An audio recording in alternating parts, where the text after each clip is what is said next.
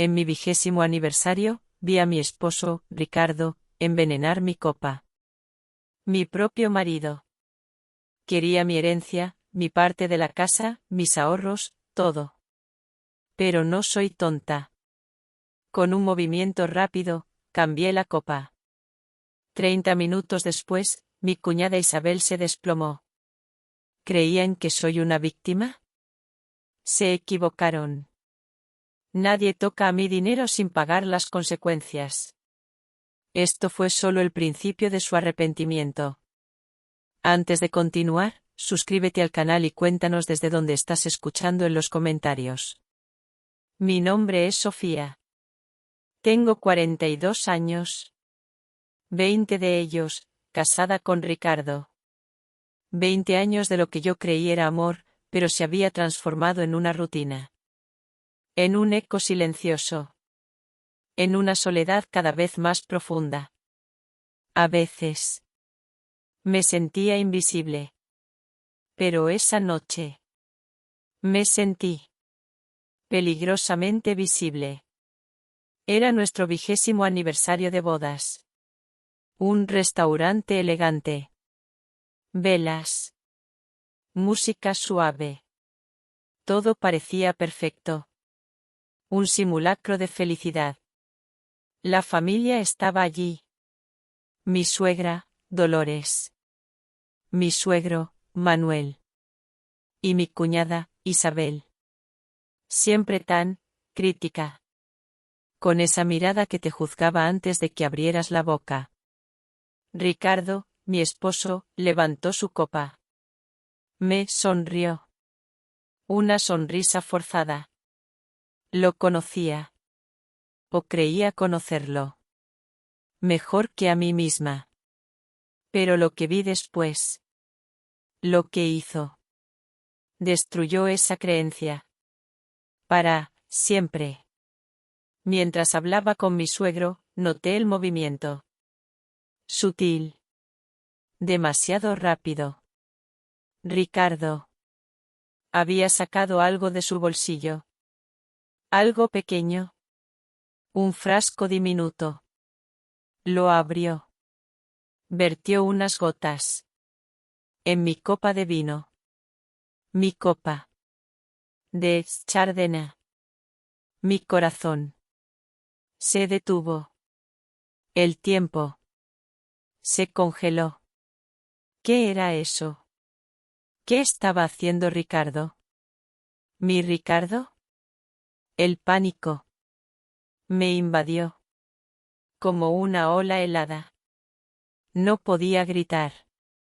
No podía moverme. Solo ver. Y pensar. Pensar. Rápido. Muy rápido. Tenía que hacer algo. Tenía que protegerme. Mi mirada. Se encontró con la de Isabel. Mi cuñada. Ella siempre. Siempre me había despreciado. Con esa sonrisa condescendiente. Esos comentarios punzantes sobre mi origen humilde.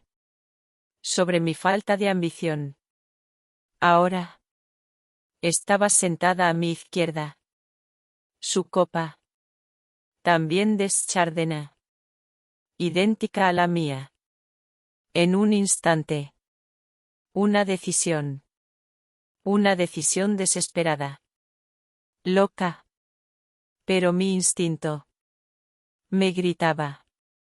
Con la mano temblorosa, pero con una calma sorprendente, fingí. Que buscaba algo en mi bolso. Al girarme. Mi mano. Se deslizó. Intercambié las copas. La mía. La que Ricardo había envenenado. Ahora estaba en su sitio. Frente a Isabel. Su copa. Ahora. Frente a mí. La puse en mi sitio. Mis manos. Sudaban. Mi respiración. Corta. Nadie notó el cambio. La música seguía. Las conversaciones. El tintineo de los cubiertos. 30 minutos después. 30 minutos que parecieron una eternidad. Isabel. Se llevó la mano a la cabeza. Sus ojos se pusieron vidriosos. Su cuerpo se desplomó sobre la mesa. Inerte. El grito de Dolores. El caos. La ambulancia. Las luces azules y rojas. Todo fue un borrón.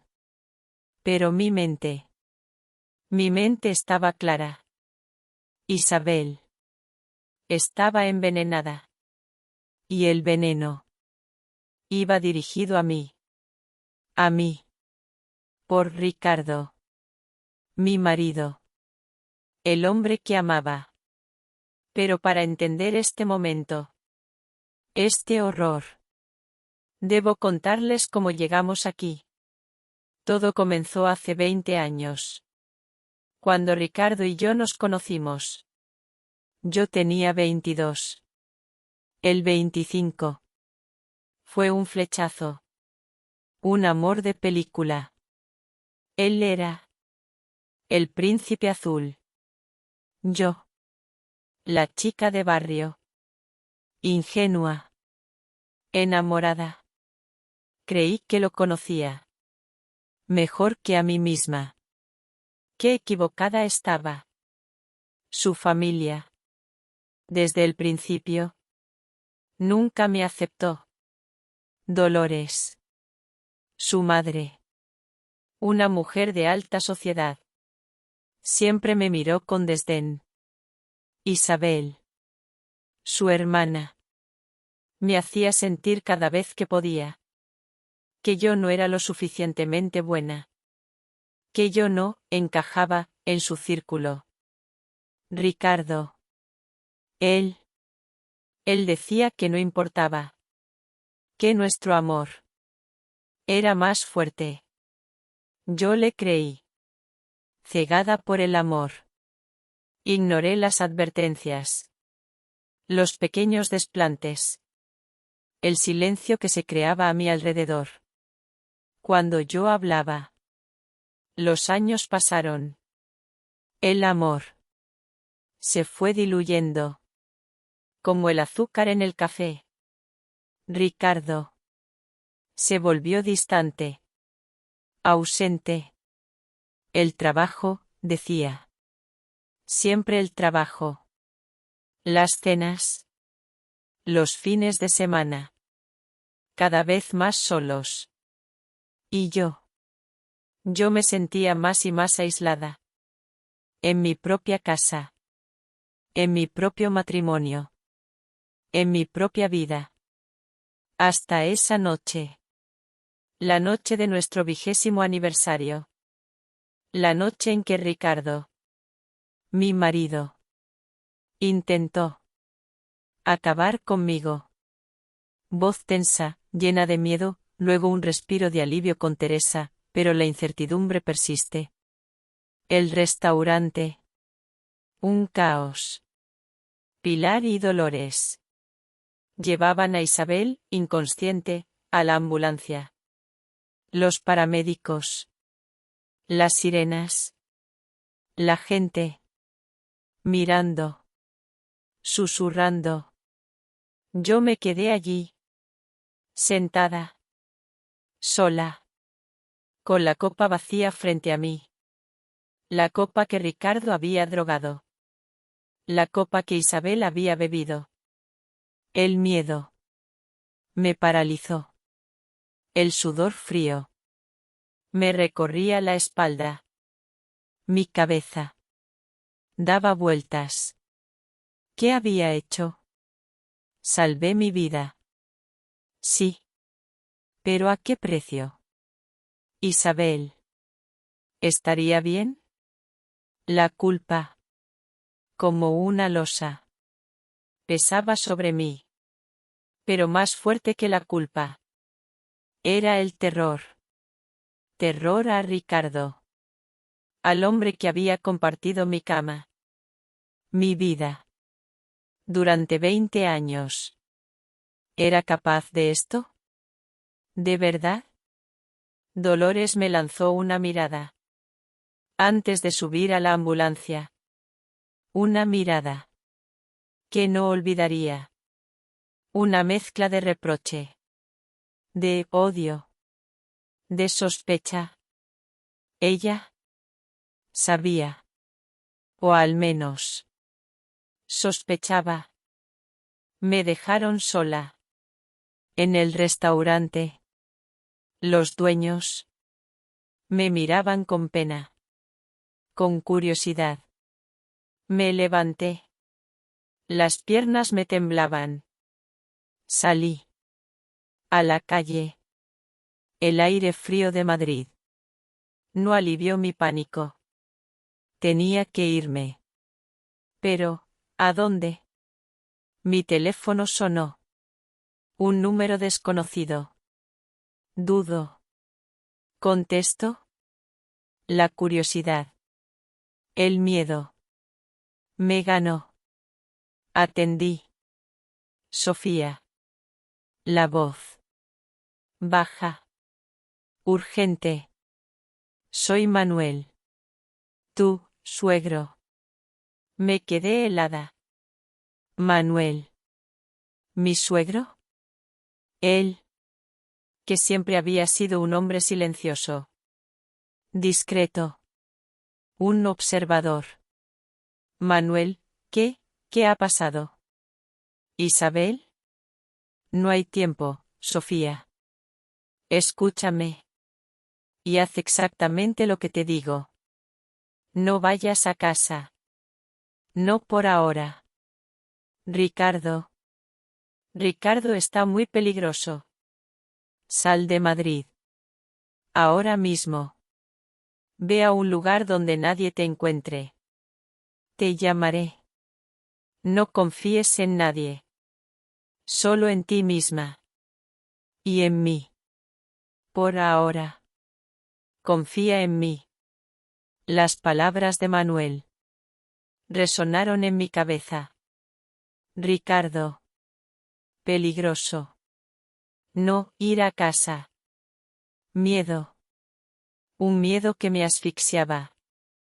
Manuel. Siempre tan distante. Tan ajeno a todo. ¿Por qué me advertía? ¿Qué sabía él? Tomé una decisión. Rápida. Impulsiva. Teresa. Mi vieja amiga de la universidad. Vivía en Torrelodones. Un pueblo a las afueras de Madrid. Era mi única opción. Mi único refugio. Conduje. Las manos en el volante. Sudando. El corazón martilleando en mi pecho. Cada coche. Cada sombra. Una amenaza. Tardé casi una hora en llegar. Teresa. Me abrió la puerta. Su rostro. Una mezcla de sorpresa y preocupación. Sofía, ¿qué te pasa? Estás blanca como un fantasma. Entré. A su casa. El olor a café. A pan recién hecho. Me dio una paz. Una paz efímera. Me senté en su sofá. Y las palabras salieron a borbotones. Conté todo. Lo del restaurante. Lo de Ricardo. Lo de Isabel. Lo de Manuel. Conté mis 20 años de soledad. De sentirme invisible. Teresa me escuchó. En silencio. Con paciencia. Con ese cariño que solo los amigos de verdad pueden dar. Sofía, dijo finalmente, su voz suave, esto es horrible. Pero, ¿por qué? ¿Por qué Ricardo haría algo así? ¿Problemas de dinero? Siempre pensé que él era próspero. Yo también, respondí. Pero últimamente, él estaba distinto. Más estresado. Más ausente. ¿Y el dinero? No hablábamos de dinero. Nunca. Empecé a sospechar. Últimamente, Ricardo tenía reuniones a deshoras. Con alguien que no conocía. Una mujer. Verónica. La oí una vez. Por teléfono. Teresa me miró. Sus ojos. Pensativos. Sofía. ¿Tiene seguro de vida? Una póliza grande, quizás. Que Ricardo sea el beneficiario. Esa pregunta. Esa simple pregunta. Abrió un abismo. En mi mente. Un abismo. Lleno de oscuridad. La llamada de Manuel llegó al día siguiente. Su voz. Más calmada. Más urgente. Me citó. En la Biblioteca Nacional de España. Un lugar seguro. Público. Un lugar donde la verdad, a menudo, se esconde entre los libros. Fui. Con Teresa. Ella esperaría fuera. Cuando lo vi. Sentado en una mesa apartada. Entre estanterías repletas de historia. Parecía un hombre diferente. Más viejo. Más cansado. Pero sus ojos. Sus ojos. Guardaban una determinación. Que nunca le había visto. Sofía, dijo. Su voz baja. Casi un susurro. Lo que te voy a contar. Te va a destrozar. Pero necesitas saberlo. Necesitas estar viva. Para, Clara. Clara. Nuestra hija. Mi hija. La mención de su nombre. Me dio la fuerza. Para escuchar. Para enfrentar. Lo que fuera. Manuel sacó un sobre. Marrón. Grueso. De su maletín. Dentro. Documentos. Fotografías. Recortes de prensa. Ricardo, comenzó. Su voz. Cargada de dolor. Lleva un año. Con otra mujer. Verónica Salas. Es su socia. En un negocio. Un negocio. Que ha fracasado. Ruinosamente. Mi corazón. Se encogió. El engaño. Era real. Pero, eso. Solo era el principio. Manuel deslizó unas hojas. Eran extractos bancarios. Documentos de empresa. Nombres. Cifras. Ciras astronómicas. Ricardo está en la bancarrota, Sofía. Completamente arruinado. Deudas. Millones de euros. Con bancos. Con prestamistas. Con gente peligrosa. No podía creerlo. Mi Ricardo. El hombre próspero. El hombre de negocios. ¿Un farsante? ¿Un endeudado? Y para salir de esto, continuó Manuel. Su mirada. Dura. Fría. Ha ideado un plan. Horrible. Desesperado. Un plan. Que te incluía a ti. Que te incluía muerta. Las palabras. Me golpearon. Como un rayo. Muerta. Yo. Por Ricardo. Un escalofrío. Me recorrió la espalda. Un escalofrío. De pánico. Y de rabia. Tienes una póliza de seguro de vida, Sofía. De 3 millones de euros. Ricardo es el único beneficiario. 3 millones de euros. Esa cifra resonó en mi mente. La causa. La razón. De todo. Del veneno. De la traición. Y no es solo eso, añadió Manuel. Su voz. Aún más sombría. Clara. Nuestra Clara. Ricardo la engañó. Para que firmara unos papeles. Un poder notarial. Para manejar tus bienes. Tu casa. Tus cuentas. En caso de tu muerte. Él quería controlarlo todo. Mi sangre hirvió. Clara.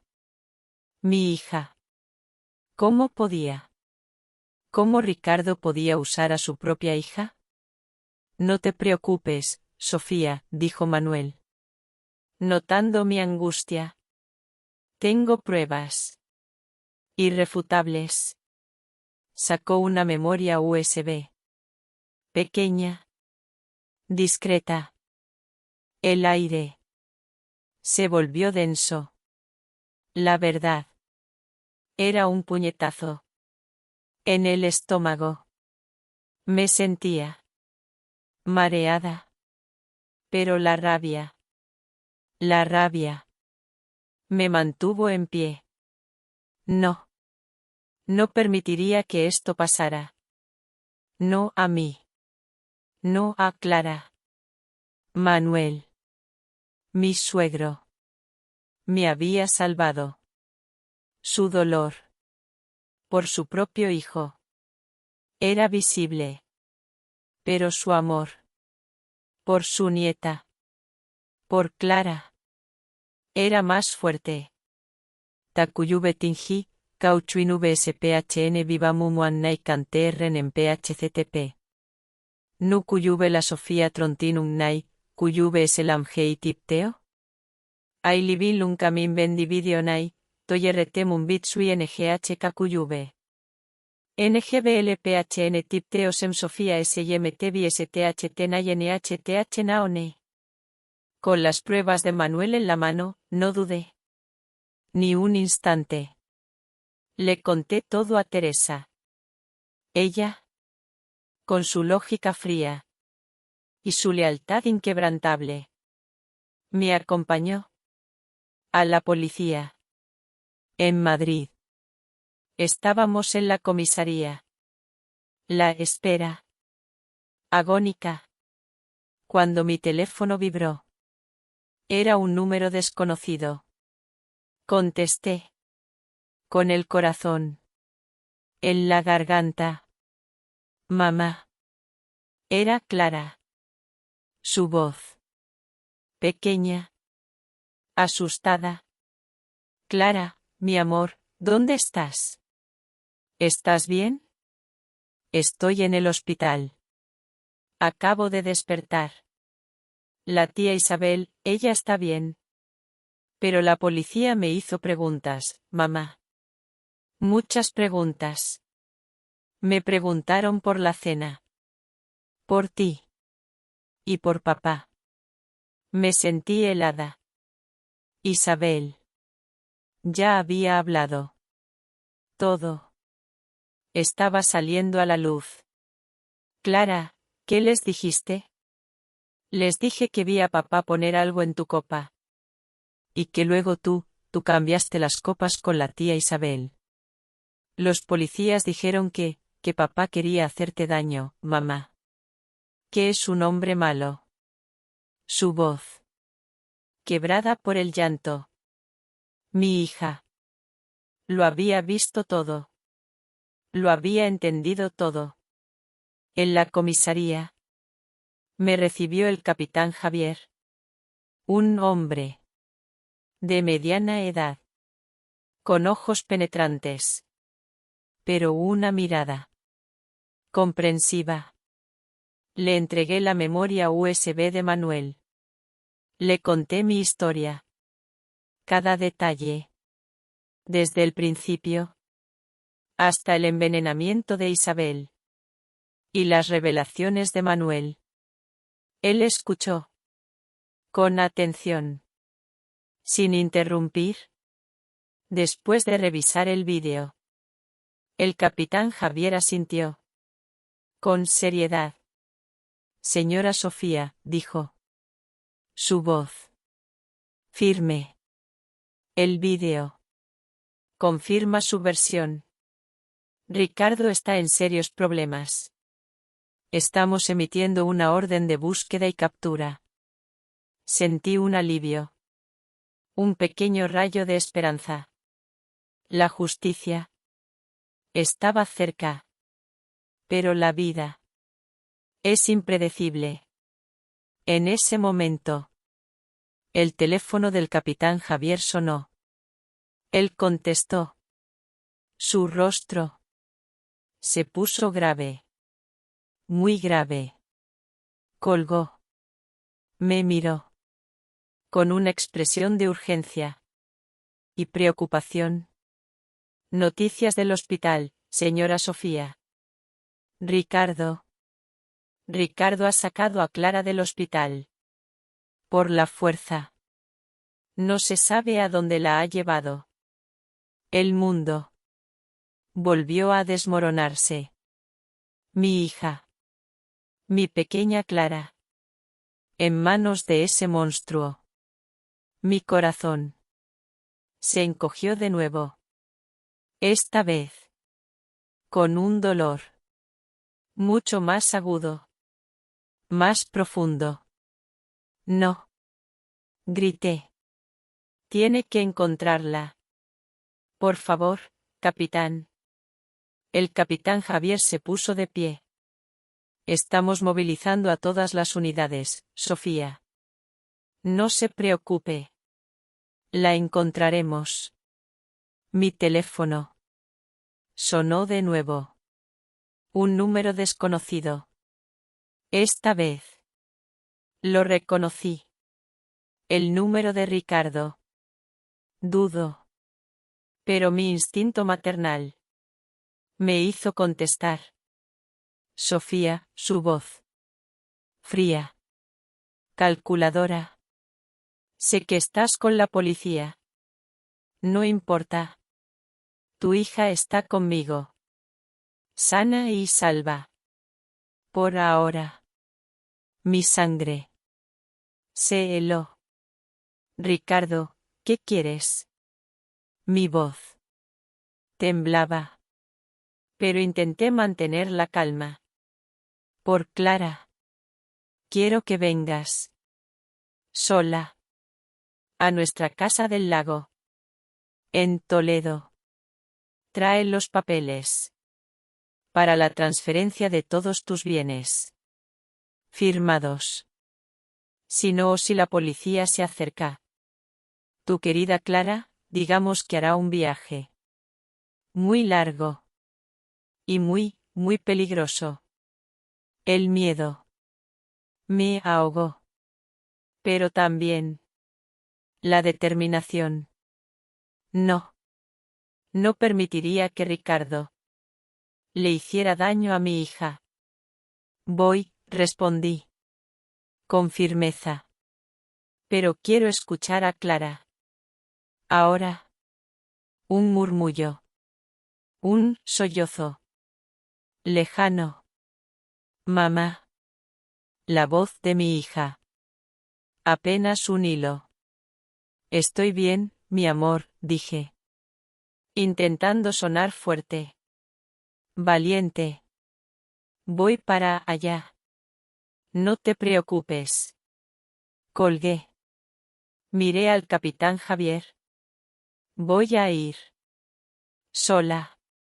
Pero necesito que me ayude. Necesito que salven a mi hija. Mi miedo. Se había transformado. En una fuerza. Brutal. Imparable. Por Clara. Llegué a la casa del lago en Toledo. Un lugar que antes había sido de paz. De felicidad. Ahora. Era una trampa. Silenciosa. Mortal. Llevaba un micrófono oculto. Como me había indicado el capitán Javier. Mis manos sudaban. Mi corazón golpeaba contra mis costillas con una fuerza brutal. Ricardo me esperaba en el salón, de pie, junto a la chimenea. Sus ojos no eran los de mi esposo. Eran los ojos de un extraño. Fríos. Vacíos. De humanidad. En la mesa de café. Vi los documentos. Los papeles para transferir mis bienes. Y un bolígrafo. Sofía, dijo. Su voz. Calmada. Demasiado calmada. Qué puntual. Siempre tan predecible. ¿Dónde está Clara, Ricardo?, pregunté. Mi voz. Dura. Sin temblar. No iba a darle el gusto de verme rota. Él sonrió. Una sonrisa. Que no llegaba a sus ojos. En un lugar seguro. Por ahora. Pero antes. Firmarás estos papeles. Todos ellos. Me senté. Frente a él. Ricardo. ¿Por qué? Él se encogió de hombros. Con un cinismo que me revolvió el estómago. El negocio, Sofía. Verónica. El dinero. El dinero lo es todo. Nuestro negocio. Un desastre. ¿Y tus bienes? Tu póliza de 3 millones de euros. Era la única salida. Mi estómago se revolvió. Tú querías matarme. De verdad. No al principio, confesó. Sus ojos brillaban. Con una locura gélida. Solo quería dormirte. En el restaurante. Y luego. Un accidente. Un accidente de coche. Más limpio. Pero tú lo arruinaste. Con el intercambio de copas. Ahora. Esto es más complicado. Miré a mi alrededor. La casa. Silenciosa. Demasiado silenciosa. ¿Dónde está Clara, Ricardo? No la veo. ¿Clara? Ah, mi dulce Clara, dijo. Con un tono que me hizo temblar. No está aquí. La dejé un poco adormilada. Con un somnífero. Para que no fuera una molestia. Mi sangre se heló. Un somnífero. Recorrí la casa con la mirada. Un vaso. En la mesita de noche. En la habitación de Clara. Vacío. Un rastro. Una mancha. De color amarillento. El mismo color del líquido que había puesto en mi copa. ¿Dónde la tienes, Ricardo? Grité. Mi voz. Rota. Por la rabia. Y el miedo. Él se rió. Una risa. Vacía. Sin alegría. No te preocupes. Está en el barco. En nuestro yate. En el lago. Es el plan B, Sofía. Si la policía intentaba algo. Ella se iría. Muy lejos. Con uno de mis hombres. Y no volverías a verla. Jamás. En ese momento. Escuché los pasos. En el exterior. La policía. El capitán Javier. Había llegado. Ricardo. Lo escuchó también. Su rostro se descompuso. La desesperación se apoderó de él. Sacó una pistola de su cinturón. Me apuntó con una mirada llenada de odio y locura. Ricardo, no. Grité. Mi voz. Un lamento. Alto. Policía. Suelta el arma. La voz del capitán Javier resonó desde la puerta. Pero era tarde. Demasiado tarde. Ricardo. Me miró. Una última mirada. Llenada de rencor. Luego. Giró el arma. Hacia sí mismo. Y disparó. El sonido. El eco. La sangre. La caída. Todo. Fue instantáneo. Un instante.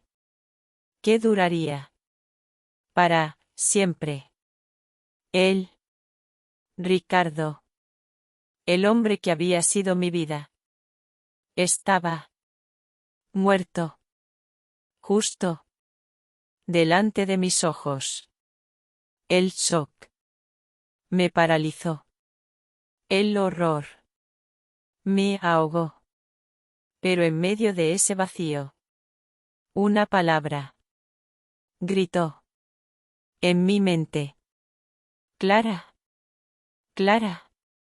Grité. Mirando al capitán Javier. Con lágrimas. Y desesperación. Está en el yate. Por favor. Sálvenla. El capitán Javier entró en la habitación. Evaluó la escena de un solo vistazo. Se acercó a mí. Sofía, ¿está herida? Negué con la cabeza.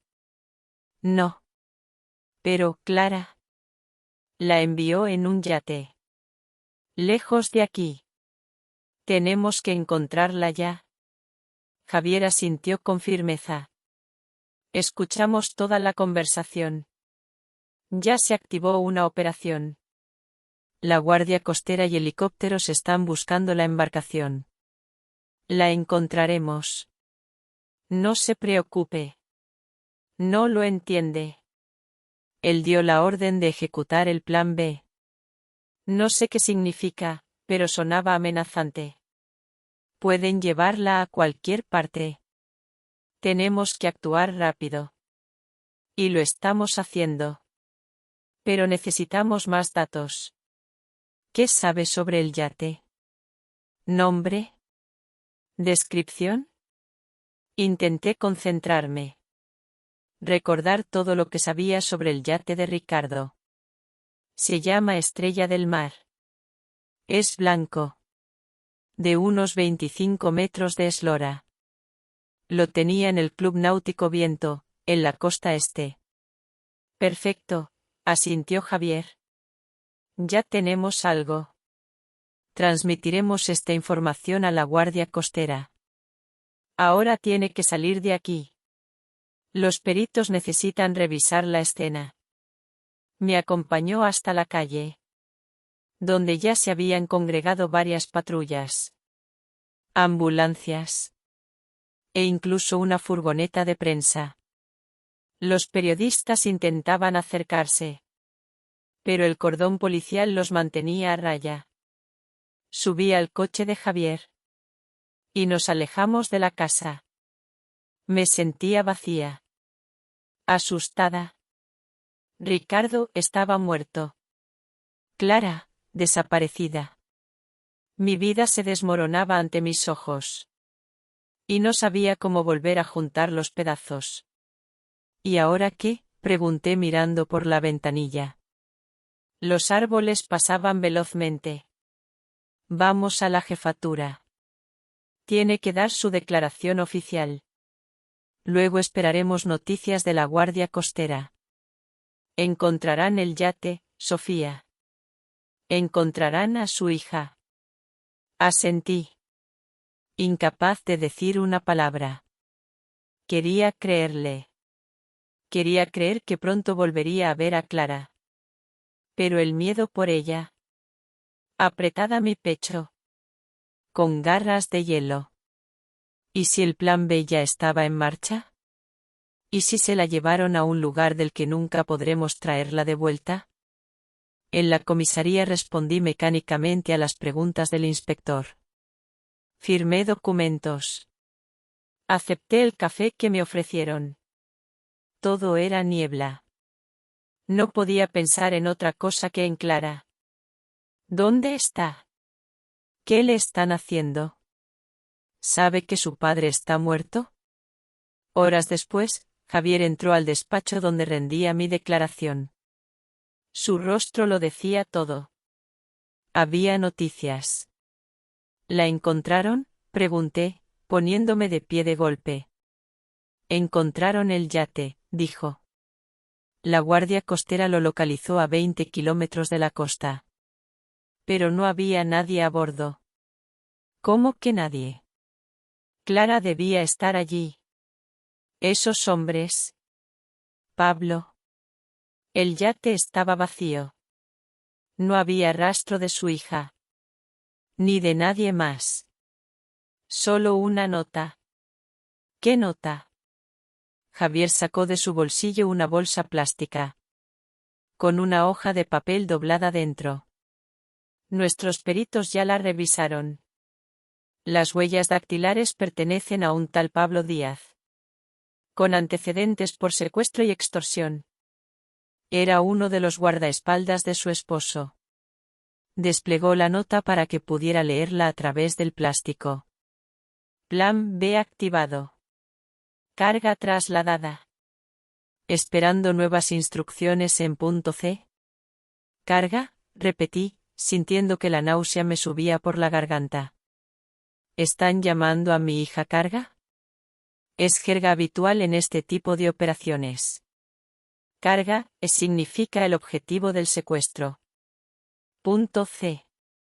Probablemente sea un lugar de encuentro previamente acordado. ¿Dónde está ese punto? ¿Qué es ese lugar? No lo sabemos, pero lo estamos investigando. Estamos revisando todas las conexiones de su esposo. Sus contactos. Los lugares que solía frecuentar. Si hay un patrón, lo encontraremos. Pero podría tomar días. Incluso semanas. ¿Y qué pasará con Clara mientras tanto? ¿Qué le harán? Mientras le sirva como rehén, no le harán daño.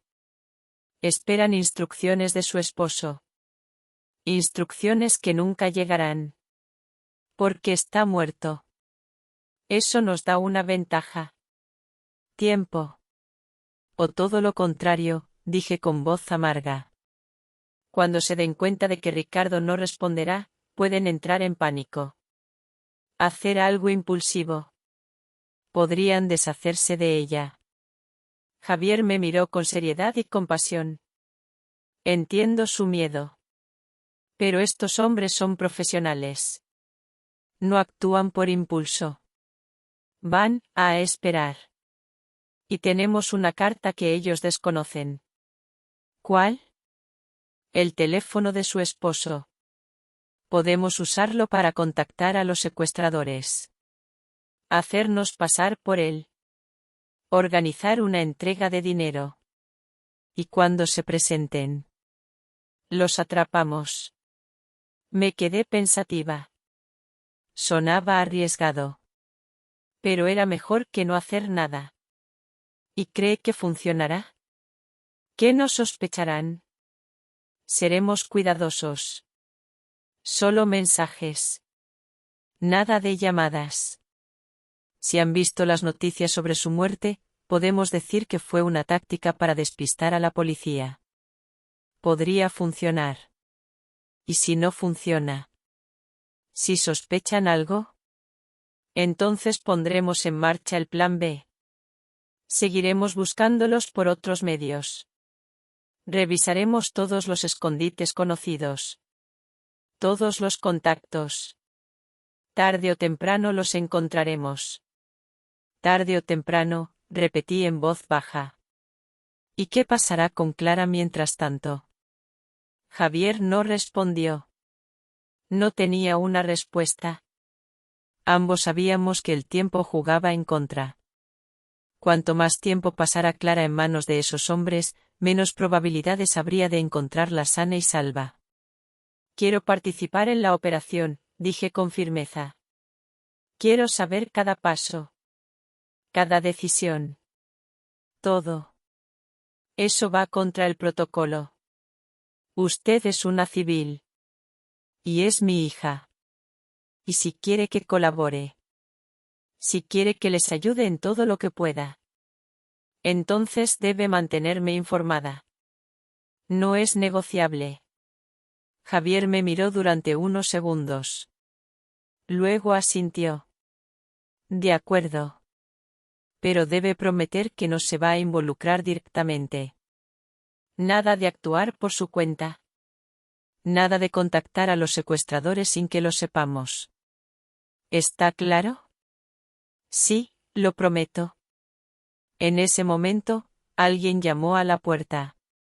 Entró un joven oficial. Capitán, hay una llamada para usted. Dicen que es urgente. Javier salió, dejándome sola en el despacho. Me quedé mirando por la ventana a la ciudad al anochecer.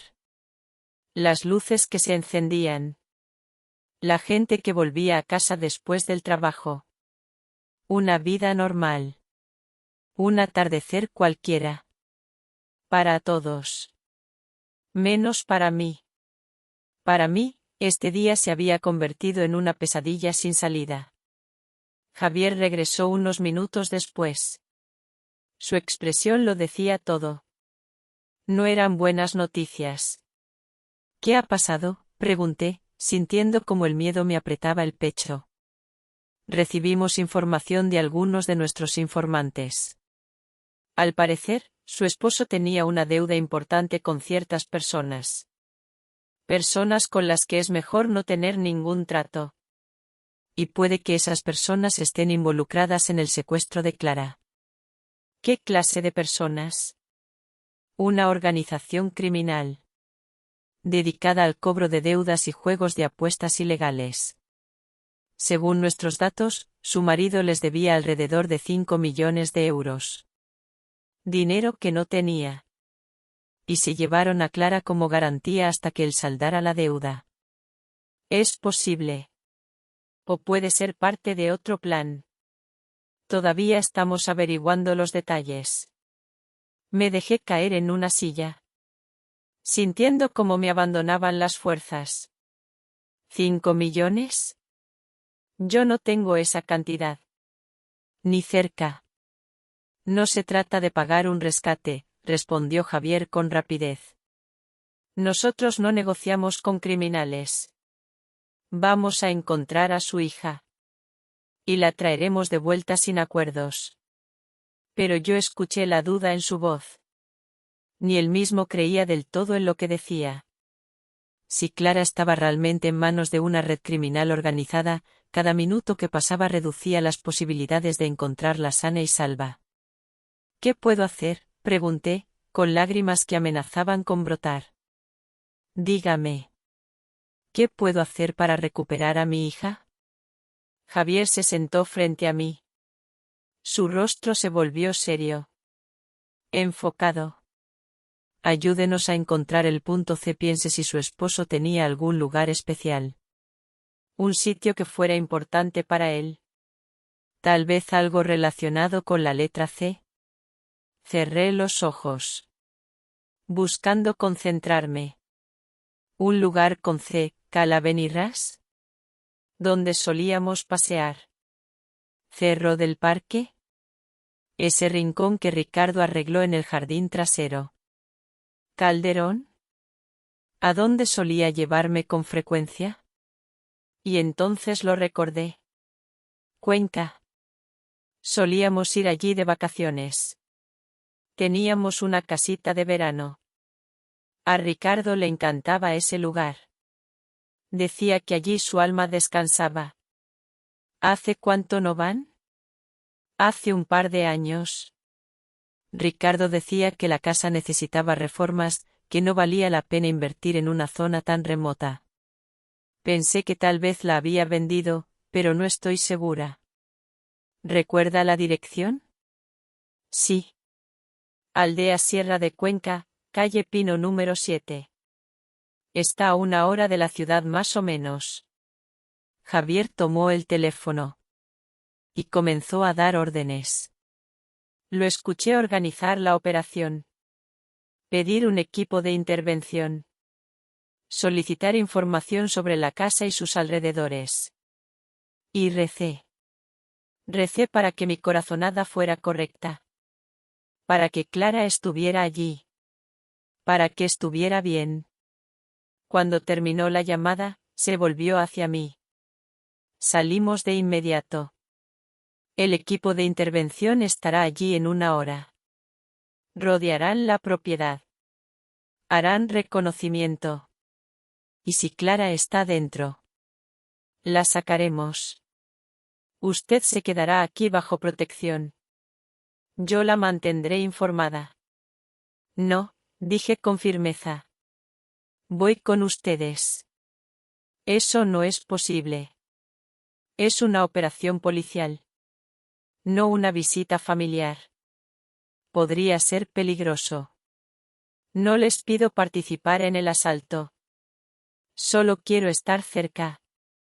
Esperar en el coche si hace falta. Pero tengo que estar allí cuando encuentren a mi hija. Necesito verla. Saber que está bien. Javier quiso objetar.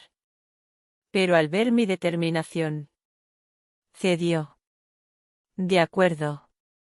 Pero estará a distancia segura bajo la vigilancia de mis agentes. Y no intervendrá en nada. ¿Lo promete? Lo prometo. Salimos 20 minutos después. Yo iba en el asiento trasero de un coche policial. Mientras Javier iba delante. Al lado del conductor. Detrás nos seguían varios vehículos con agentes vestidos de civil. El equipo de intervención debía llegar antes que nosotros para preparar la operación. El camino se me hizo eterno. Cada minuto parecía durar horas. Miraba por la ventana. Al bosque que se oscurecía a ambos lados de la carretera. Y no podía dejar de pensar en lo que nos esperaba.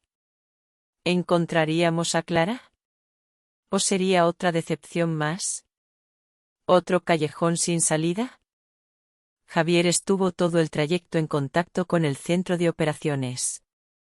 De vez en cuando me informaba, el equipo ya está en el lugar. Están haciendo un reconocimiento. Recopilando información. Finalmente nos desviamos de la carretera principal hacia un sendero angosto. Entre los árboles. Tras unos kilómetros más. Llegamos a un claro donde ya había varios coches sin distintivos policiales. Espere aquí, dijo Javier al bajarse del coche. Regreso en unos minutos. Lo vi acercarse a un grupo reunido junto a uno de los vehículos. Inclinado sobre algo. Un mapa. Estaban planificando la intervención. Yo seguía observándolos desde el coche. Sin poder apartar la vista. Hablaban. Señalaban el mapa. Asentían. Luego Javier se separó del grupo. Y volvió hacia mí. La casa está bajo vigilancia, dijo al sentarse a mi lado. Nuestros hombres han visto movimiento dentro. Al menos 3 hombres. Y posiblemente una mujer o una chica. Pero es difícil asegurarlo. Las ventanas están cubiertas. Debe ser Clara, dije, aferrándome a la esperanza. Tiene que ser ella. Eso esperamos. Ahora el equipo está tomando posiciones alrededor de la casa. En cuanto estén listos, iniciaremos la operación. ¿Cómo lo harán? Primero intentaremos establecer contacto. Les pediremos que se entreguen pacíficamente. Si se niegan, tendremos que intervenir por la fuerza. Pero seremos extremadamente cautelosos. Puede haber una rehén dentro. Asentí. Con el corazón golpeando con fuerza en el pecho. Los minutos se alargaban. Como si el tiempo se hubiera detenido. Javier recibía mensajes por la radio. Respondía con frases cortas. Daba órdenes. Finalmente se volvió hacia mí. Ya están listos. Van a empezar. Contuve el aliento. Mirando en dirección a la casa. Aunque desde nuestra posición no se alcanzaba a ver. De pronto, en la quietud del bosque nocturno, resonó una voz. Amplificada por un megáfono. Atención. Habla la policía. La casa está rodeada. Salgan con las manos en alto. Esta es su única oportunidad. Silencio. Ninguna respuesta. Ningún movimiento. Repito, la casa está rodeada. Salgan con las manos en alto o entraremos por la fuerza. Otra vez silencio. Javier dijo algo por la radio. Escuchó la respuesta. Y luego me miró. No responden. Iniciamos la operación. Asentí. Sin poder hablar. En el instante siguiente, la calma de la noche se rompió con disparos. 1. 2. Una ráfaga completa. Después, gritos. Pasos. Más disparos. ¿Qué está pasando?, pregunté con el alma encogida. Están resistiendo, respondió Javier con el rostro sombrío. Han abierto fuego contra los nuestros. ¿Y Clara? ¿Qué pasa con Clara? No lo sé. Estamos esperando noticias. El tiroteo duró unos minutos más. Y luego cesó. Javier escuchaba con atención la radio. Su rostro era puro enfoque y tensión. La casa está despejada, dijo finalmente. 2 delincuentes muertos, 1 capturado. Están buscando a los rehenes. Contuve el aliento. Esperando noticias. Cada segundo parecía una eternidad. Por fin la radio de Javier cobró vida. Hemos encontrado a una chica en el interior, dijo una voz. Está inconsciente. Pero viva. Parece que fue sedada. Pedimos asistencia médica. ¿Es ella?, pregunté con la voz temblorosa. Sintiendo como las lágrimas llenaban mis ojos. ¿Es Clara? Ahora lo sabremos, respondió Javier hablando por radio. Describan a la chica. Aparentemente 18 o 19 años, cabello oscuro, estatura media. Lleva vaqueros y una blusa azul celeste. No presenta lesiones visibles. ¿Es ella?, exclamé. Es Clara.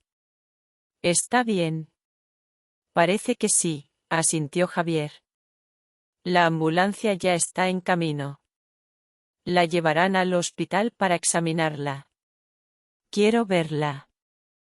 Ahora mismo, por favor. Vamos. Salimos del coche. Y caminamos a paso rápido hacia la casa. En el camino nos cruzamos con varios agentes que escoltaban a un hombre esposado. Uno de los secuestradores. Que había sobrevivido al asalto. Le lancé una mirada cargada de odio. Y seguí adelante. La casa era pequeña. De una sola planta. Con una terraza que daba a las montañas. Recordé las veces que veníamos aquí con Ricardo los fines de semana. Clara, aún pequeña, corría por el jardín recogiendo flores. Entonces, ese lugar estaba lleno de recuerdos felices. Ahora era escenario de una pesadilla. Dentro el caos reinaba. Muebles volcados. Cristales rotos. Marcas de balas en las paredes. En el salón, Clara yacía en un sofá. Un sanitario del equipo táctico se inclinaba sobre ella, revisando sus signos vitales. Clara, grité, arrodillándome junto al sofá. Estaba pálida, pero respiraba con normalidad. El médico se apartó para dejarme estar a su lado. Está bien, dijo. Solo ha sido un sedante. Pronto despertará. Le acariciaba el pelo. Las mejillas. Susurrando su nombre. Las lágrimas caían por mi rostro. Pero esta vez eran de alivio. Mi hija estaba viva. Estaba a salvo. Javier observaba la escena en silencio, con una expresión de satisfacción sincera. La ambulancia llega en 10 minutos. Las llevaremos a ambas al hospital. Gracias, dije sin apartar la vista del rostro de mi hija. Gracias por todo. Solo cumplo con mi deber, respondió. Además, la operación aún no ha terminado. Tenemos que interrogar al secuestrador que sobrevivió. Descubrir todos los detalles. Averiguar quién estaba detrás de todo esto. Yo sé quién fue. Mi esposo. El hombre en quien confié durante 20 años. Javier no dijo nada. Sabía que no había palabras para consolar un dolor así. La traición de la persona más cercana es una herida que no cicatriza fácilmente. Si es que alguna vez lo hace. Poco después llegó la ambulancia. Los médicos colocaron a Clara con cuidado en una camilla. Y la subieron al vehículo. Me senté a su lado, sujetándole la mano. Durante el trayecto al hospital empezó a recobrar la conciencia. Sus párpados temblaron. Y luego se abrieron lentamente. Mamá. Su voz era débil. Pero para mí. Fue el sonido más hermoso del mundo. Estoy aquí, mi amor. Todo está bien. Estás a salvo. ¿Qué pasó? ¿Dónde está papá? Me quedé en silencio. Sin saber qué decirle. ¿Cómo decirle que su padre estaba muerto? ¿Que la había usado como una pieza más en su juego? Después susurré, hablaremos de todo más adelante. Ahora necesitas descansar. Ella asintió levemente. Y volvió a cerrar los ojos. El efecto del sedante aún no había pasado del todo. Y cayó otra vez en un sueño profundo. En el hospital examinaron a Clara con todo detalle. Análisis de sangre. Pruebas médicas. Control de signos vitales. Los médicos me aseguraron que estaba bien. Que el sedante había sido fuerte, pero no peligroso. Y que en unas horas recuperaría completamente la conciencia.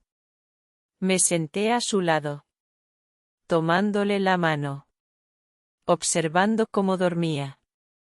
Los pensamientos no me dejaban en paz. ¿Qué le diría cuando despertara? ¿Cómo explicarle que su padre había muerto? ¿Que había intentado matarme? ¿Que la había usado en sus propios planes? Javier apareció por la habitación cerca de la medianoche. Se le notaba cansado, pero con el semblante de quien ha cumplido su deber. ¿Cómo está?, preguntó en voz baja, señalando a Clara dormida con un leve gesto de cabeza. Los médicos dicen que está bien.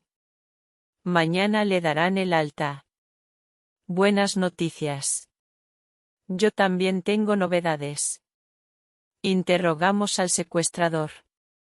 Ha hablado. ¿Qué contó? Su esposo realmente tenía una deuda importante con una organización criminal. Lo amenazaban. Exigían el pago inmediato. Al principio planeó saldar la deuda con el dinero de su seguro de vida. Cuando eso falló, pasó al plan B: usar a Clara como rehén para obligarla a usted a firmar la cesión de sus bienes. Pero los acreedores eran impacientes. Querían el dinero ya. Y decidieron actuar por su cuenta. ¿Qué quiere decir? Lo miré tratando de entender. Los hombres que tenían a Clara no actuaban por órdenes de su esposo. Trabajaban para los acreedores. Secuestraron a Clara. No por instrucción de Ricardo, sino para presionarlo. Iban a exigirle que pagara la deuda de inmediato, bajo amenaza de hacerle daño a ella. Me quedé en shock. Entonces, Ricardo no ordenó que se llevaran a Clara. No. Por lo visto fue traicionado por sus propios socios. El tal Pablo, en quien confiaba para proteger a Clara, en realidad trabajaba para los acreedores. Su tarea era vigilar a Ricardo, informar sobre sus movimientos. Y cuando vio la oportunidad, se llevó a Clara. No para seguir el plan de su esposo, sino para chantajearlo. Entonces, Ricardo no sabía dónde estaba Clara. Pensaba que seguía en el yate. Cuando en realidad la trajeron directamente a esa casa. El yate era solo una distracción. Intenté asimilarlo todo.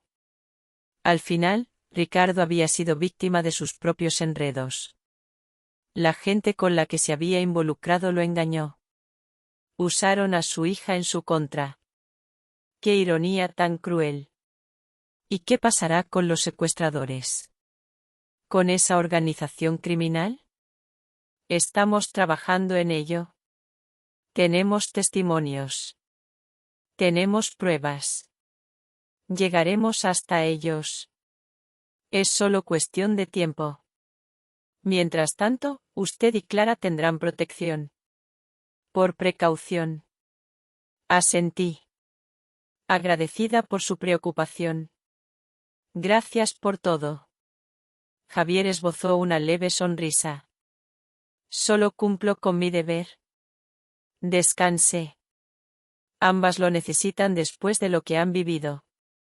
Se marchó, dejándome a solas con mi hija. Observé su rostro tranquilo mientras dormía. Y pensé en todo lo que aún nos esperaba. La muerte de su padre.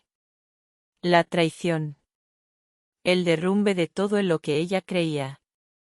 No sería fácil para ninguna de las dos.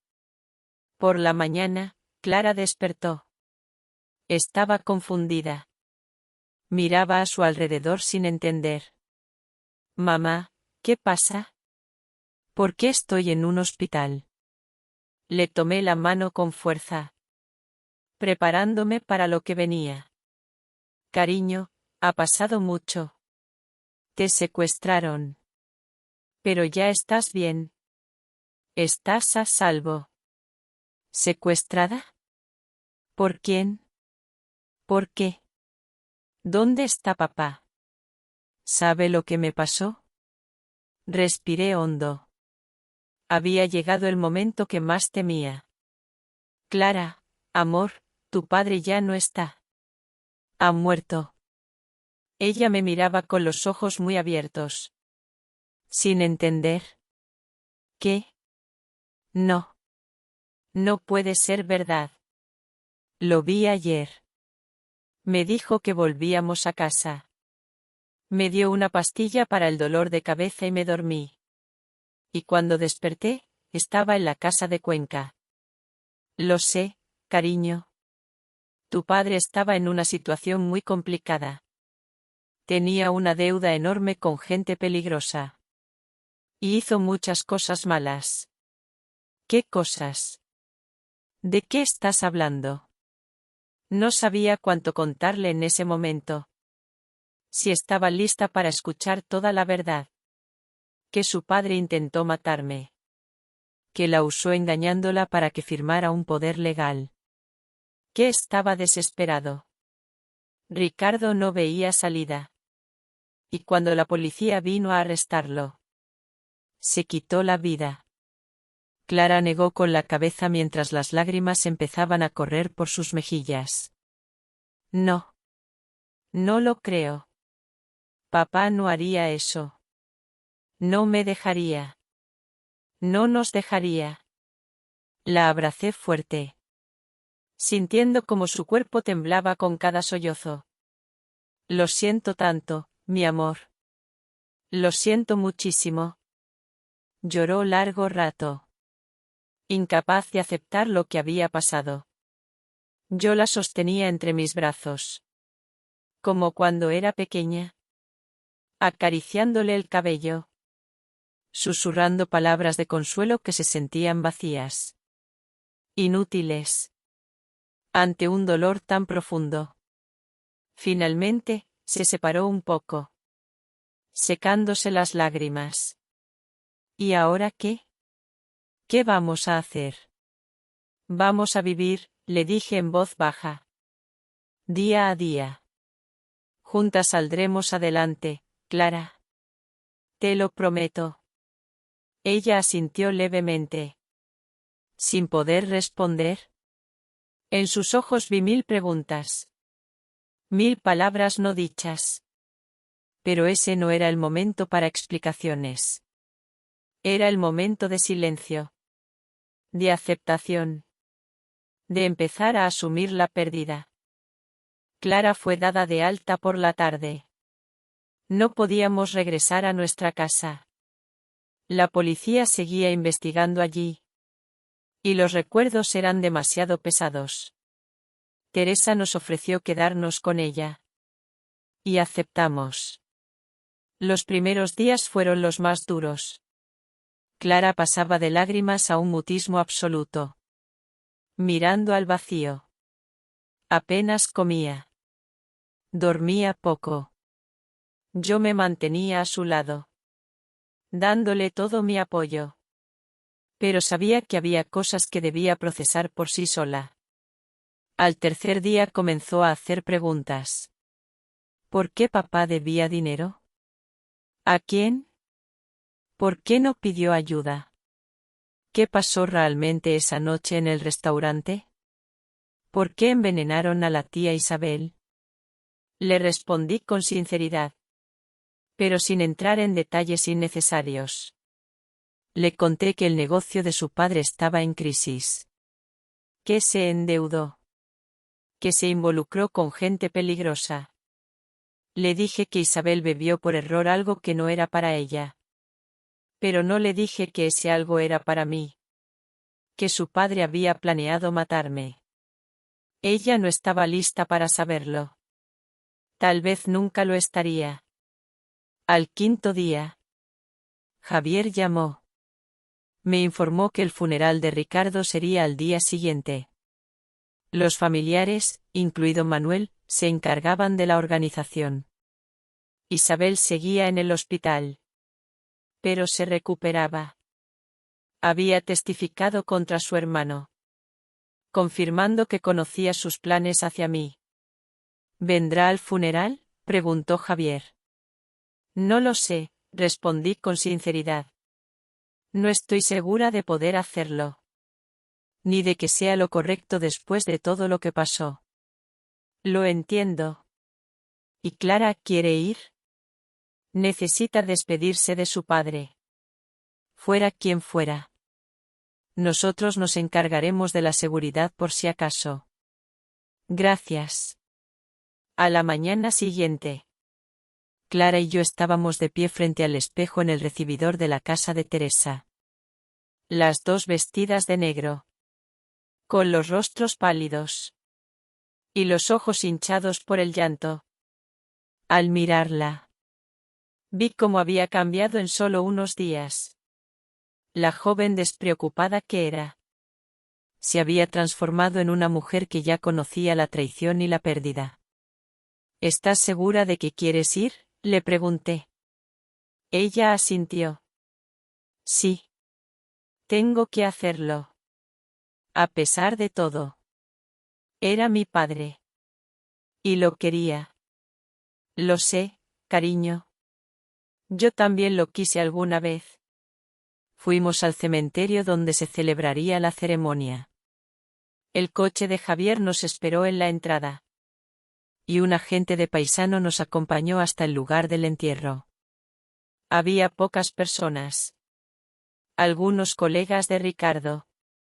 Un par de parientes lejanos. Y Manuel.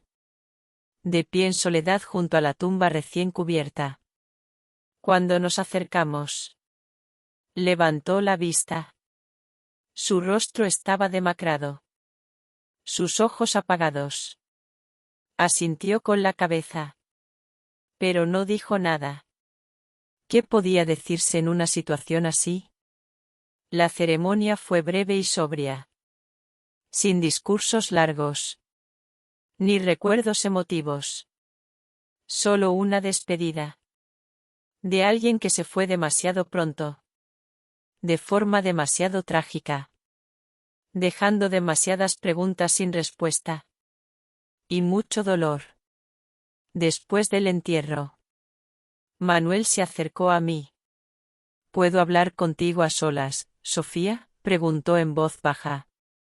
Le hice un gesto a Clara para que me esperara en el coche. Y me volví hacia él. Le escucho. Quería pedirte perdón, dijo mirándome a los ojos. Por todo lo que hizo mi hijo. Por todo lo que has tenido que pasar. No sabía que llegaría tan lejos. No fue culpa suya, le respondí. Intentó advertirme. Demasiado tarde. Demasiado poco. Debería haberlo detenido antes. Debería haber visto lo que estaba pasando con él. Siempre fue ambicioso. Siempre quiso más. Pero nunca imaginé que fuera capaz de algo así. Nadie lo imaginó. Ni siquiera yo. Después de 20 años a su lado. Guardó silencio. Mirando la tumba. ¿Qué hará ahora? No lo sé. Reconstruir mi vida. Ayudar a Clara a superar esto. Un día a la vez. Si necesita algo. Lo que sea. Estoy aquí. Gracias. Lo valoro. Clara, también. Nos despedimos. Y regresé al coche donde mi hija me esperaba. Me miró con una expresión interrogante. Pero negué con la cabeza. Más tarde. No. Aquí no. Entre tumbas y luto. Durante el camino de regreso. Clara rompió el silencio. Mamá, lo que le pasó a la tía Isabel fue papá, ¿verdad? Él intentó envenenarla. Me quedé paralizada. ¿Cómo lo sabía? ¿Qué más sabía? ¿Por qué lo preguntas? No soy ciega, mamá. Ni tonta. Vi cómo echaba algo en una copa. Pensé que era una broma o algo sin importancia. Pero luego la tía Isabel se puso mal. Y empecé a sospechar. Y cuando en el hospital ella dijo que papá quería matar a alguien y que tú habías cambiado las copas. Todo encajó. No sabía qué responder. ¿Cómo explicarle que su padre intentó matarme? Es verdad, no, insistió Clara. Quería matarte. Y tú cambiaste las copas con Isabel. Sin saber lo que había dentro. Solo intentabas protegerte. Guardé silencio. Las lágrimas me nublaron la vista. Era el momento que más temía. El momento en que mi hija enfrentaría la verdad completa sobre su padre. Sí, dije al fin. Es verdad. Lo vi echando algo en mi copa. Cuando creía que yo no miraba. Me asusté. No sabía qué hacer. Cambié las copas sin saber qué contenían. Fue un acto instintivo. No el más correcto. Pero en ese momento solo quería sobrevivir. Clara miraba en silencio por la ventana. Su rostro estaba inmóvil. Pero vi como una lágrima le rodaba por la mejilla. ¿Por qué quería matarte?, preguntó en voz baja. Suspiré. Por dinero. Su negocio iba en picada. Estaba muy endeudado. Mi seguro. Mi parte de la casa. Todo iba a pasarte a ti. Y él tenía un poder notarial tuyo. ¿Te acuerdas? Ese que firmaste cuando te dijo que era para protegerte de impuestos. Con ese poder podía disponer de todo lo que tú heredaras de mí. Y me usó a mí para quedarse con tu dinero. Sí, cariño, lo siento tanto. Ella se cubrió el rostro con las manos. Y sus hombros comenzaron a temblar de llanto. La abracé. Intentando consolarla. Aunque sabía que no existían palabras que pudieran sanar una herida así. La traición de un padre. De alguien a quien había idolatrado toda su vida. Era un golpe demasiado duro. Lo siento tanto, Clara. Me duele que tengas que pasar por esto. No te disculpes, dijo mientras se secaba las lágrimas. No es tu culpa. Fue él. Él lo arruinó todo. Lo destruyó todo.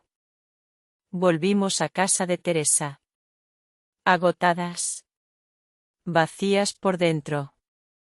Teresa nos recibió con té caliente. Y su compasiva calma. Sin hacer preguntas.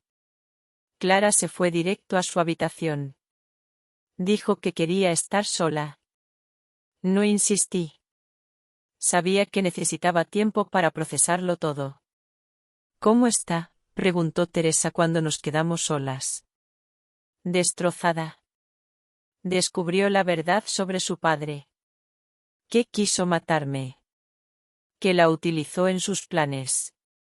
¿Es demasiado para ella? Es fuerte. Y te tiene a ti. Lo superarán juntas. Eso espero.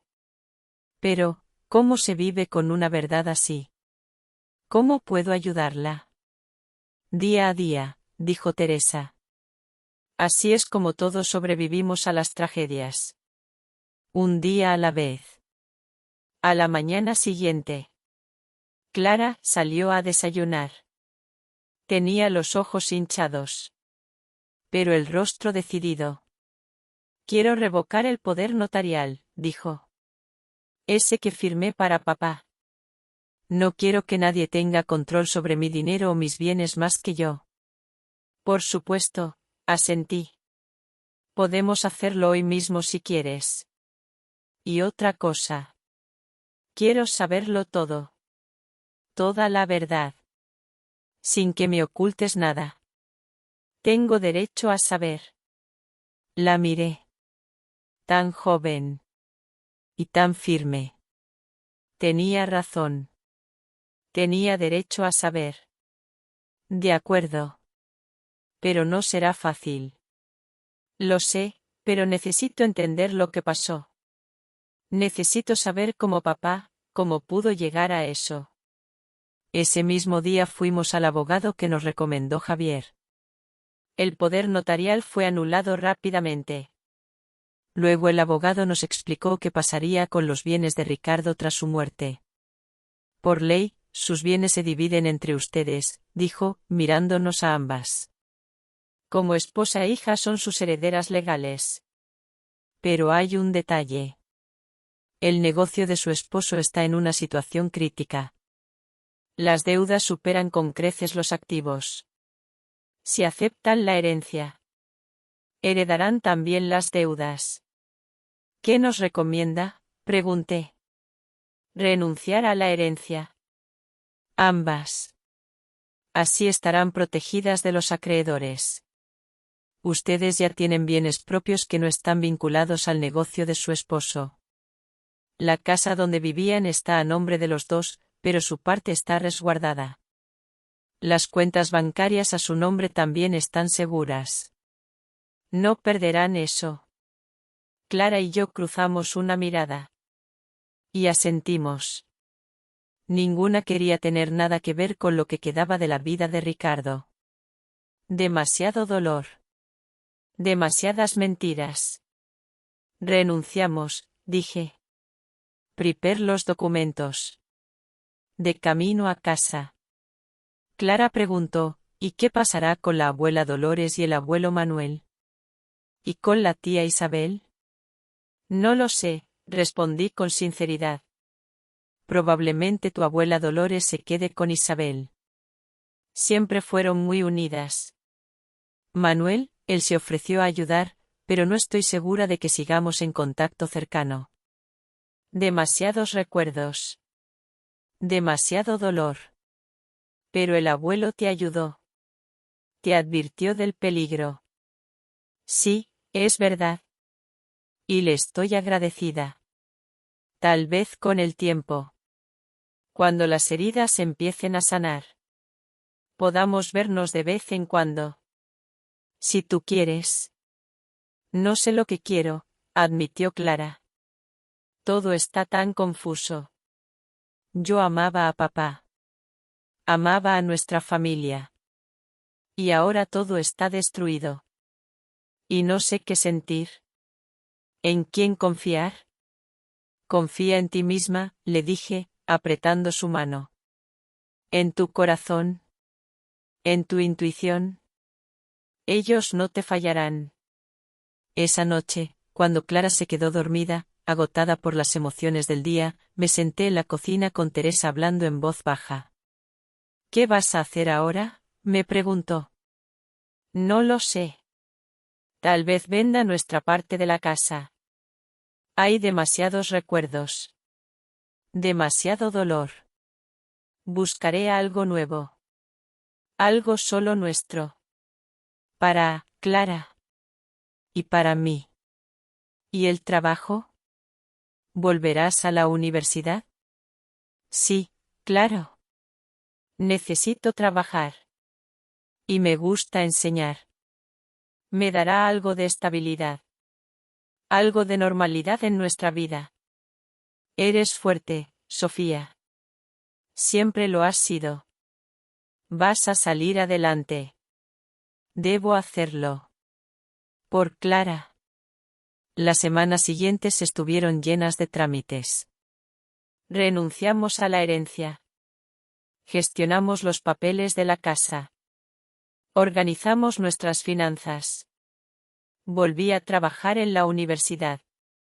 Y Clara decidió tomarse un semestre sabático para ordenar sus ideas y emociones. Isabel salió del hospital. Y se fue al extranjero. Sin despedirse. No la culpé. También fue una víctima. Víctima de su amor ciego por su hermano. De su lealtad incondicional. Incluso en sus planes más oscuros. Y cuando entendió hasta dónde había llegado todo. Cuando casi se convirtió en una víctima más. Debió de ser devastador. Dolores, al conocer toda la verdad por la policía, sufrió un infarto. Sobrevivió, pero quedó convertida en la sombra de lo que fue. Manuel la cuidaba día y noche. A veces lo llamaba para preguntar cómo estaban. Era lo menos que podía hacer por el hombre que me salvó la vida. 3 meses después, Clara y yo nos mudamos a un nuevo apartamento. Pequeño, pero luminoso. Y acogedor. Vendimos nuestra parte de la casa. Y el dinero lo pusimos a nombre de Clara. Para sus estudios. Y su futuro. Yo retomé mi jornada completa en la universidad. Incluso acepté horas extra. El trabajo me ayudaba a no pensar. A no recordar. Clara también cambió. Se volvió más seria. Más madura. Leía mucho sobre psicología, sobre traumas, sobre cómo las personas enfrentan la pérdida y la traición. Buscaba respuestas. Buscaba un camino hacia la sanación. Y poco a poco lo iba encontrando. Estoy pensando en volver a la universidad el próximo semestre, me dijo una noche durante la cena. Pero quiero cambiar de carrera. De economía a psicología. Quiero ayudar a personas que han pasado por traumas como nosotras. Sonreí, sintiendo como el orgullo me llenaba por dentro. Es una idea maravillosa. Serás una gran psicóloga. Creo que también me ayudará a mí a entender qué pasó con papá. ¿Por qué cambió? ¿Por qué se convirtió en lo que fue? Hay preguntas que nunca tendrán respuesta, cariño. Y heridas que nunca sanan del todo. Pero aprendemos a vivir con ellas. Aprendemos a seguir adelante. 6 meses después. Javier llamó con noticias. La investigación contra los acreedores de Ricardo había concluido. Todos los miembros de la organización criminal estaban arrestados. El caso estaba cerrado. Fue el último capítulo de una historia que cambió nuestras vidas. Gracias por todo, le dije. Por su ayuda. Por su compromiso.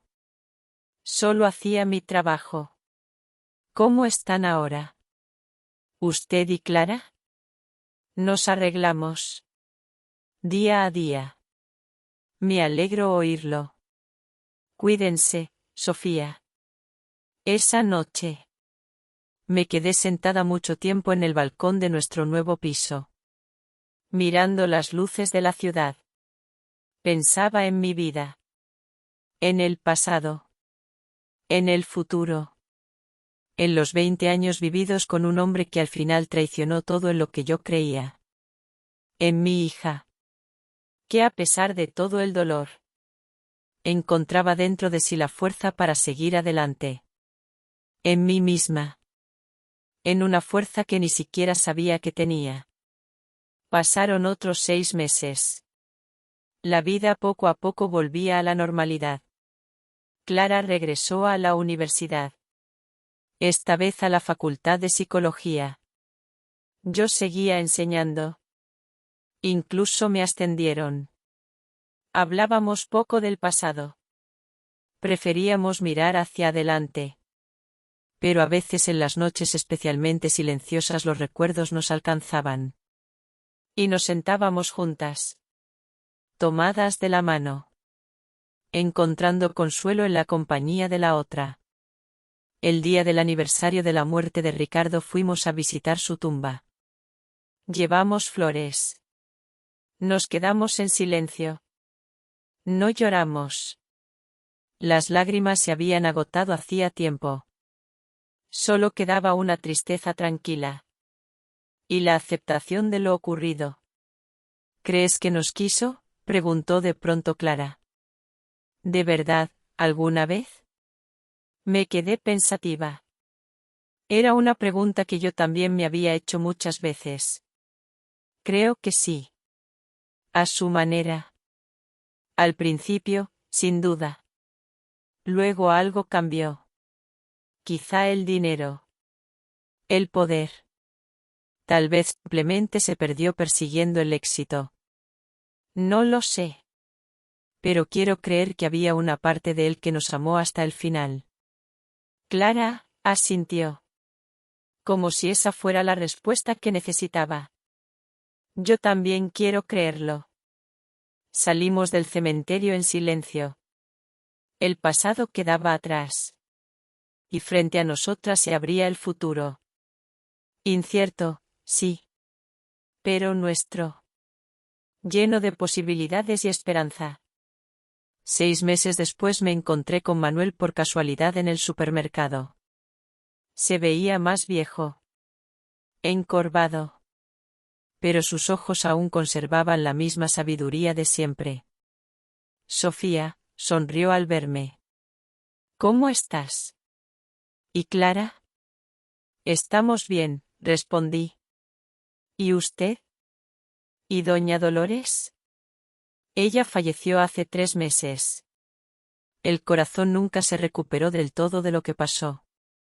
Lo siento mucho, dije sinceramente. No hace falta. Vivió su vida como creyó que debía hacerlo. Igual que mi hijo. Igual que todos nosotros. Guardó silencio unos segundos. Y luego añadió, Isabel se casó con un extranjero. Vive ahora en Italia. A veces llama. Dice que es feliz. Me alegro por ella. De verdad.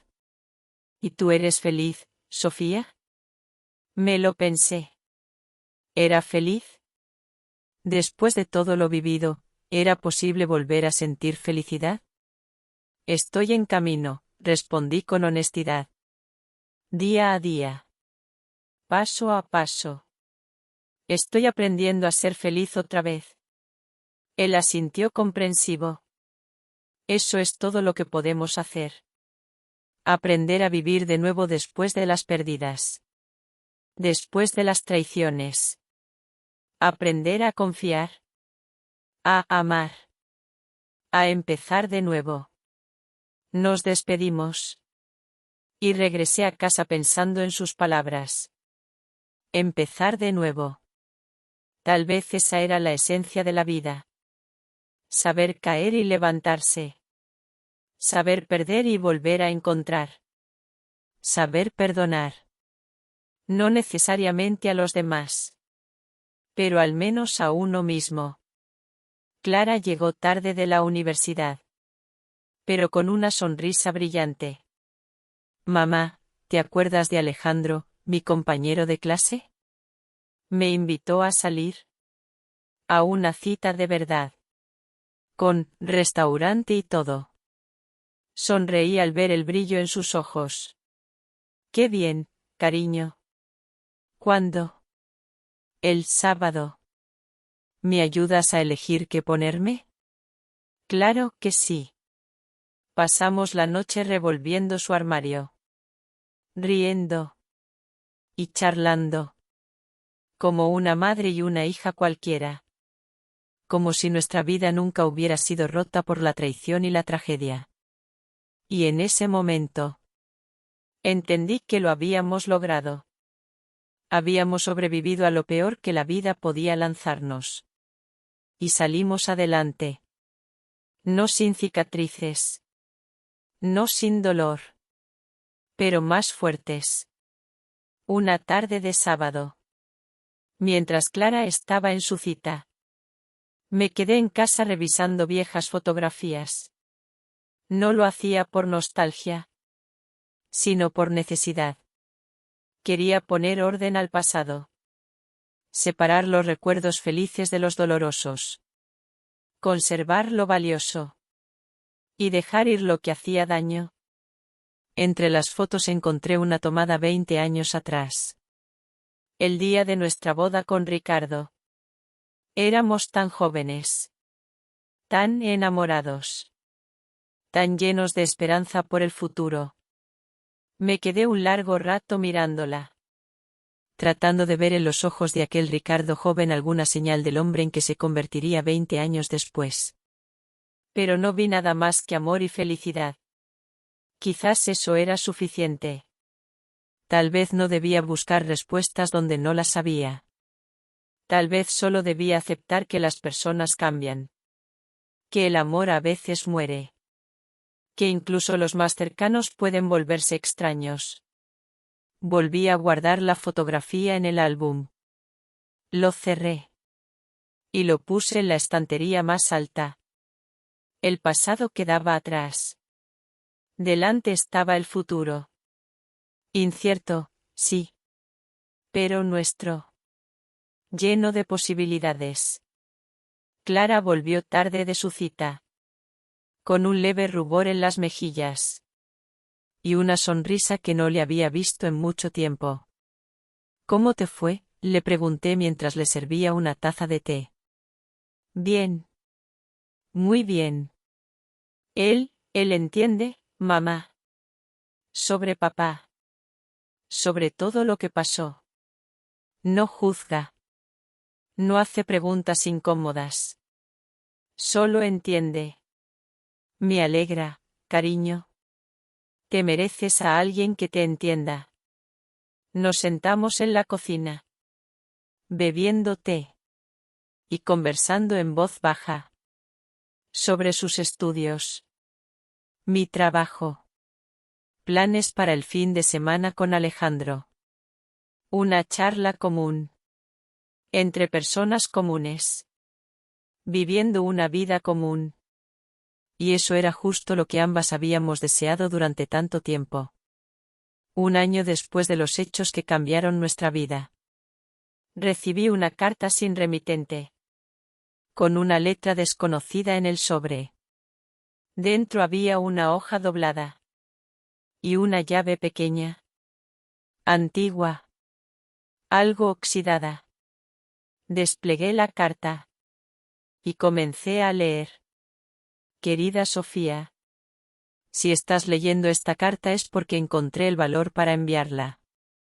He pensado durante mucho tiempo si debía hacerlo, si tenía sentido remover el pasado, causarte aún más dolor. Pero al final decidí que tienes derecho a saber. Quizá te sorprenda recibir una carta mía. De una mujer que nunca fue amable contigo. Que siempre pensó que no eras lo suficientemente buena para su hermano.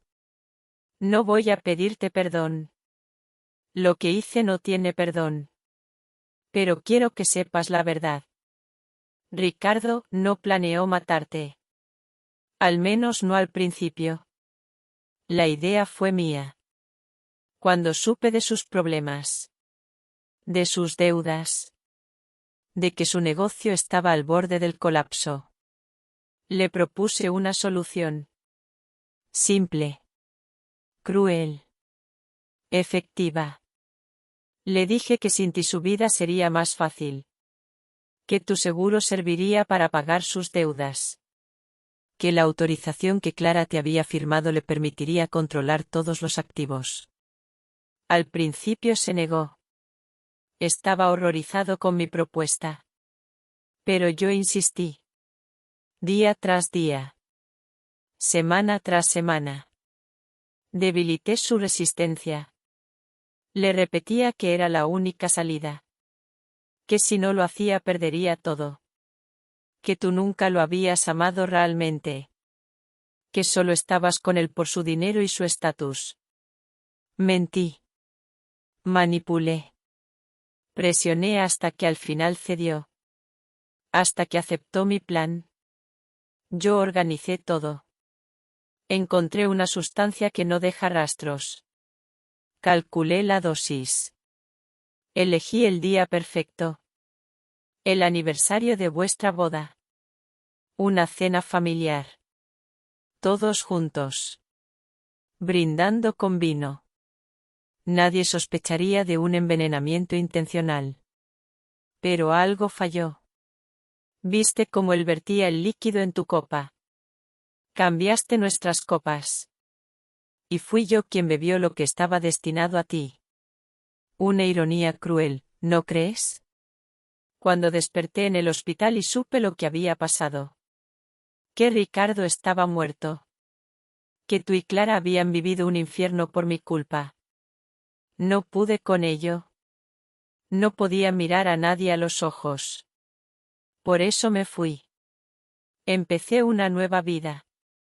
Intento redimirme. Aunque sé que es imposible. La llave que adjunto a esta carta abre una caja fuerte en el banco. Papá Manuel sabe en cuál. Dentro hay documentos. Pruebas de mi culpa. Una confesión firmada ante notario. Y algo más. Resultados médicos de Ricardo. De un examen que se hizo poco antes de todo aquello. Tenía un tumor cerebral inoperable. Los médicos le dieron menos de un año de vida.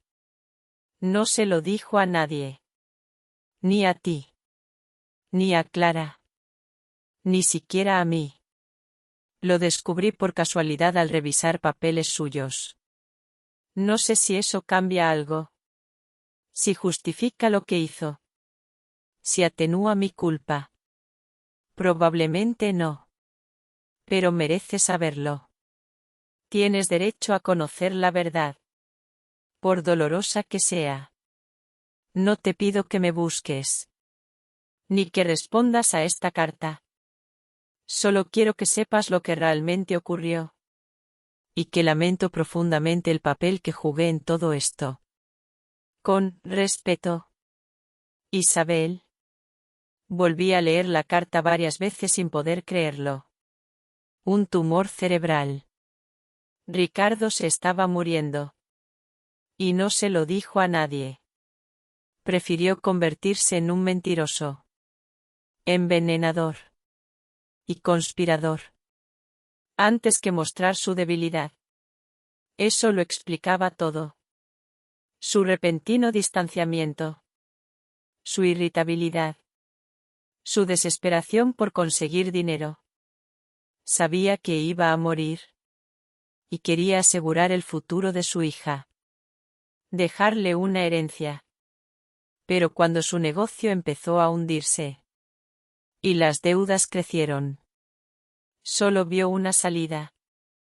La que le ofreció Isabel. No sabía si debía llorar o reír. Esta nueva información no justificaba a Ricardo. No hacía sus actos menos horribles. Pero daba contexto. Comprensión. Tal vez incluso una pizca de perdón. Tomé la llave. La giré entre los dedos. Pensando si debía ir al banco. ¿Valía la pena abrir esa caja? ¿Ver las pruebas? ¿Leer la confesión de Isabel? Lo necesitaba. Lo necesitaba Clara. En ese momento escuché la puerta de entrada. Mamá, ¿estás en casa? Clara entró en la cocina. Sonriente. Feliz. Había cambiado durante ese año. Se volvió más fuerte. Más segura. Había encontrado su camino. Su vocación. Empezado una nueva relación con alguien que la valoraba. La respetaba. La entendía. ¿Qué es eso?, preguntó al ver la carta en mis manos. Dudé un segundo. Luego doblé la carta. Y la guardé en el bolsillo. Nada importante. Viejas facturas. Asintió sin hacer más preguntas. Confiando en mí.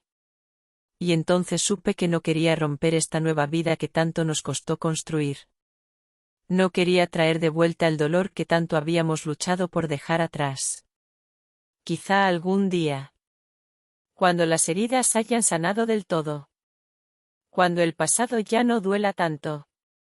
Le mostraré la carta. Le hablaré del contenido de la caja. Del hombre al que llamaba padre. Y su último. Más profundo secreto. Pero no ahora. Ahora era tiempo de vivir el presente. De mirar hacia el futuro. De empezar al fin a sanar. ¿Cómo estuvo tu día?, le pregunté, guardando la llave junto a la carta. Clara sonrió. Y empezó a contarme sobre sus clases. Su nuevo proyecto. Sus planes para el fin de semana con Alejandro. Y al escucharla, supe que lo habíamos logrado. Que habíamos sobrevivido. Que lo peor ya había quedado atrás. Guardé la llave en una caja de joyas. No olvidaba. Pero sí guardaba. Un recordatorio de que la verdad no siempre libera. Que a veces es más compasivo guardar silencio que desvelarlo todo. Que el perdón empieza con la aceptación. Mientras tanto, vivíamos día a día. Paso a paso. Aprendiendo a ser felices otra vez. Aprendiendo a confiar. A amar. A creer.